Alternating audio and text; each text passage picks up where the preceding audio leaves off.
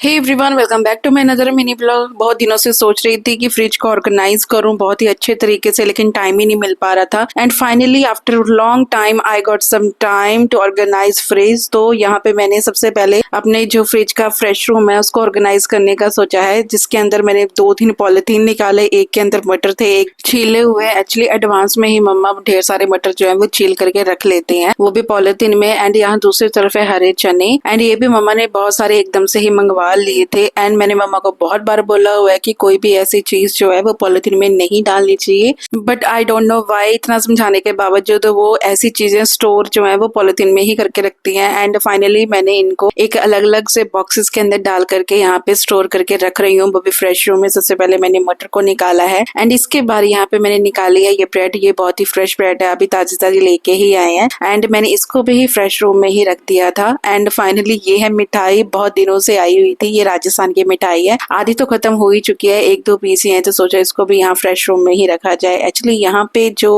Temperature ठीक रहता है। इसके बाद फ्रेश रूम तो यहाँ पे ऑर्गेनाइज हो चुका है। अब बारी आती है नेक्स्ट की।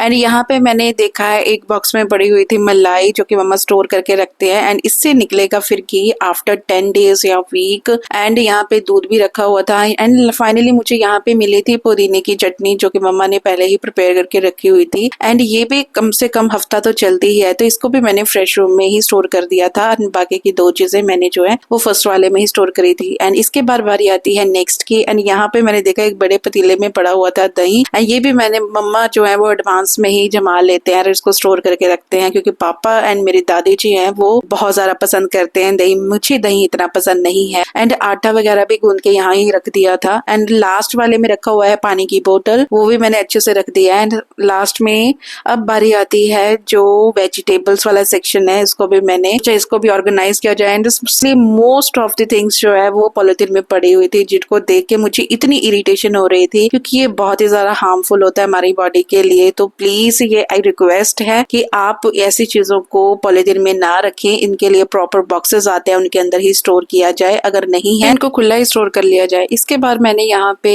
कुछ और चीजें अरेंज करी हैं, जैसे बहुत सारे यहाँ पे सॉसेस थे, सिरका था, जो कि बड़ी बड़ी बॉटल्स थे, उनको मैंने एक जगह यहाँ पे ऑर्गेनाइज किया है। एंड इसके बाद टमाटर वगैरह जो पॉलिथीन में थे उनको मैंने एक सेक्शन में कर दिया। एंड ग्रीन चिलीज वगैरह वो मैंने दूसरे सेक्शन में। बाकी की जो छोटी मोटी चीजें थी, पाउचेस वगैरह थे, वो मैंने लास्ट के अंदर स्टोर कर दिया है। So finally in half an hour fridge totally organise हो चुका है, वो भी बहुत ही अच्छे तरीके से। एक एक चीज जो है कितनी अच्छे तरीके से मैंने यहाँ पे ऑर्गेनाइज कर दी है। So this is all about today's vlog. अगर आपको ये अच्छा लगे तो प्लीज मेरे चैनल को लाइक शेयर एंड सब्सक्राइब करना मत भूलना। मिलते हैं नेक्स्ट वीडियो में। बाय।